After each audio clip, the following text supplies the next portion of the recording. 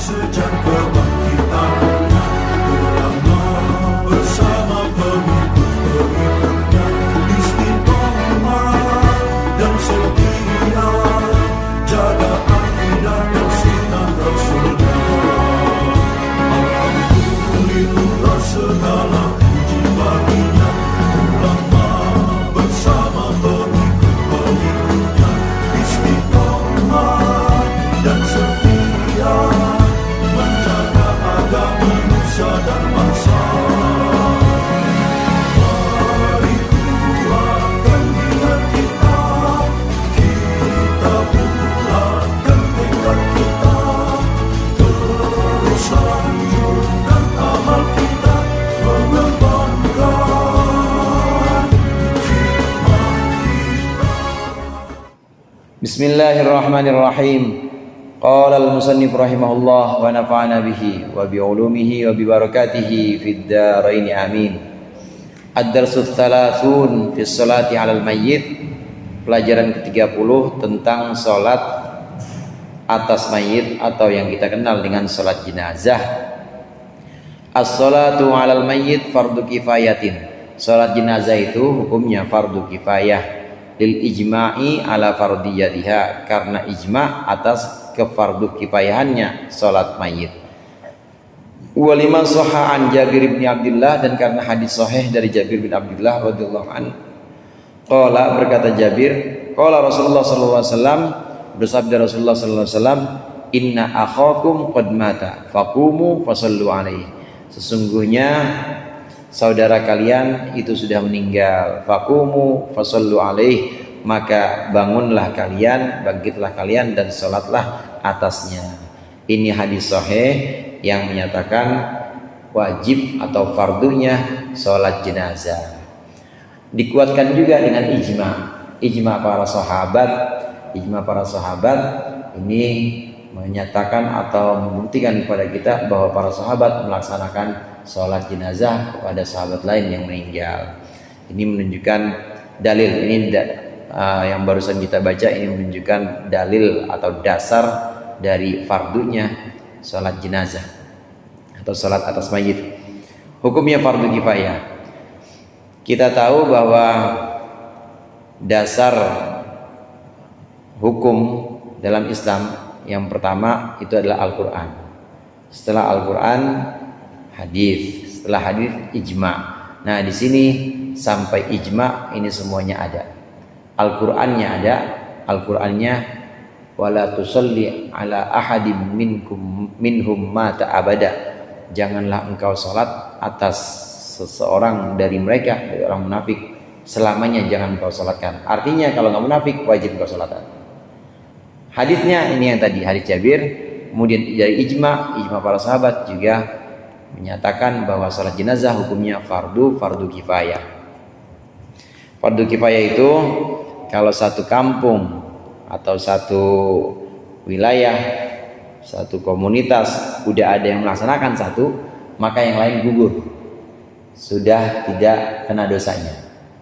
Beda sama salat asar, salat subuh fardu ain, termasuk salat Jumat fardu ain. Jangan diwakilin, saya mah khotib aja yang sholat, saya mah enggak. Khotib kan udah nanggung yang lain, nggak bisa. Tetap sholat Jumat fardu ain, sholat jenazah fardu kifayah. Syurutu sholatil janazati, syarat-syaratnya sholat jenazah. Yushtaratu li sihhati sholatil janazah at-taharatu anil hadatsaini wa at-taharatu anin najisi fi thawbi wal badani wal makani.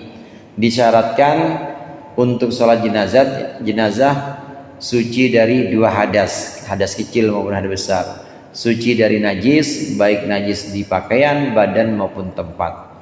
Dan juga disyaratkan wasitrul aurati, dan menutup aurat, wastiqbalul kiblati, dan menghadap kiblat. Li'annaha, karena sesungguhnya salat jenazah salatun adalah salat.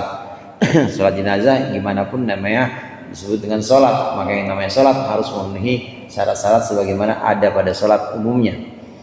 Waqad sammahallahu salatan fi qoulihi ta'ala, dan Allah menyebutkan salat jenazah ini sebagai salat dalam firman Allah At-Taubah ayat 84, wala tusalli ala ahadin minhum mata abada, dan janganlah engkau salat wahai Muhammad, janganlah engkau menyolati, engkau salat atas seseorang dari mereka yang mati selamanya, maksudnya orang munafik. Wa yushtaratu aidun taqdimu ghuslil mayyit, dan juga disyaratkan mendahulukan mandi mayit, artinya mayitnya harus sudah dimandikan, li'annahu al-manqulu wat tanzilu lis-shalah, karena mandi itulah yang dinukil atau yang diturunkan untuk salat alaihi kepada si mayit, manzilata salatihi, sebagaimana keadaan salatnya si mayit. Jamaah rahimakumullah, salat jenazah ya salat, karena salat maka syarat-syaratnya harus seperti syarat-syarat salat sebagaimana salat pada umumnya. Rukunnya boleh beda, takbirnya 4, enggak ada rukunnya, enggak ada sujudnya, jadi rukun beda. Tapi kalau syarat semuanya sama, syaratnya harus suci dari hadas. Mau sholat jenazah ya wudhu dulu, nggak boleh nggak wudhu, tetap wajib wudhu. Aurat bagaimana? Aurat juga harus ditutup. Nggak bisa sholat jenazah mentang-mentang yang meninggal atlet dia pakai ini, pakai pakaian atlet renang misalnya ya, iya. Kalau nggak pakai rompi, pakai pakaian renang. Pakaian renang tahu sendiri kan. Ini atlet renang, penghormatan kepada ini atlet kita sholat tetap harus menutup aurat. Menghadap kiblat juga wajib, tidak bisa membelakangi atau menyamping, pokoknya harus menghadap kiblat. Begitu juga syarat-syarat yang lain seperti suci dari najis. Nggak bisa kita sholat jenazah, mentang-mentang sholat jenazah kita pakai celana kotor atau pakai pakaian kotor, nggak bisa, harus suci. Tetap harus pakai pakaian suci sebagaimana sholat yang lain. Ini syarat-syarat sholat yang umum harus juga dipenuhi dalam syarat-syarat sholat jenazah. Ditambah lagi yang sifatnya khusus untuk jenazah, sholat jenazah syaratnya boleh dilakukan kalau mayit sudah dimandikan. Kalau belum dimandikan nggak boleh hukumnya. Hukumnya apa? Hukumnya haram.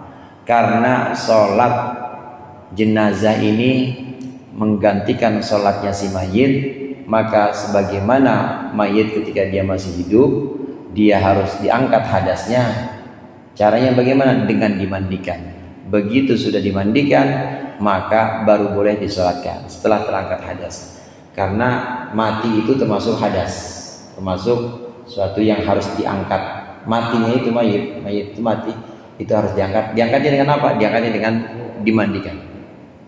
Diangkatnya dengan dimandikan, maka baru boleh disolatkan. Setelah dia dibersihkan, diangkat hadasnya itu, baru boleh disolatkan syaratnya. Bagaimana dengan mayit atau jenazah yang sudah tidak mungkin dimandikan lagi? Kalau sudah tidak mungkin dimandikan, tidak apa-apa, boleh disolatkan.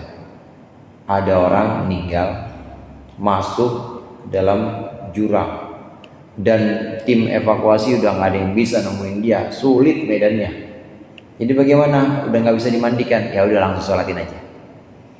Atau ada mayit meninggal nggak mungkin lagi dimandikan karena sudah ya bau atau apalah, pokoknya nggak mungkin dimandikan lagi, ya udah langsung disolatkan, nggak apa-apa. Kondisi-kondisi yang seperti ini yang sifatnya sulit, maka membolehkan meninggalkan mandi, langsung disolatkan. Kalau masih bisa dimandikan, mandikan. Kalau nggak bisa, tapi kalau masih ada dan masih bisa, harus dimandikan. Nanti selesai dimandikan baru disolatkan. Ini syarat khusus. Jadi sekali lagi, syarat sholat jenazah sama persis dengan syarat sholat pada umumnya, menghadap kiblat dan lain sebagainya. Ditambah satu syarat khusus untuk sholat jenazah, mayit harus sudah dimandikan. Arkanu sholatil janazati. Arkanu sholatil janazati sab'atun. Kalau tadi kita bicara tentang syarat-syarat, syaratnya sama dengan syarat sholat pada umumnya, maka ini rukun-rukun sholat jenazah berbeda, tidak sama dengan rukun sholat yang lainnya. Sholat jenazah punya rukun yang berbeda karena dia 4 takbir dan tidak ada rakaat. Jadi kalau ditanya ngaji di mana bang? Ngaji sih di mana-mana. Sholat jenazah berapa rakaat? 4 rakaat. Lah, 4 rakaat dari mana? Enggak ada rakaat bang. 4 takbir bukan 4 rakaat. Kenapa 4 takbir? Karena emang enggak ada rakaatnya. Rakaat itu hitungan ruku, saudara. Hitungan ruku disebut dengan 2 rakaat, itu artinya 2 rukuan. Rakaat itu dari kata ruku. 2 rakaat ya 2 rukuan, artinya 2 kali dia ruku, kayak sholat subuh atau sholat qobliyah ba'diyah. 4 rakaat 4 ruku. Sholat jenazah ada rukunya? Nggak ada. Berarti ada rakaatnya nggak ada rakaat. Jadi gimana takbirnya ada? Maka bukan arba'ah rakaatin tapi arba'ah takbiratin nanti niatnya.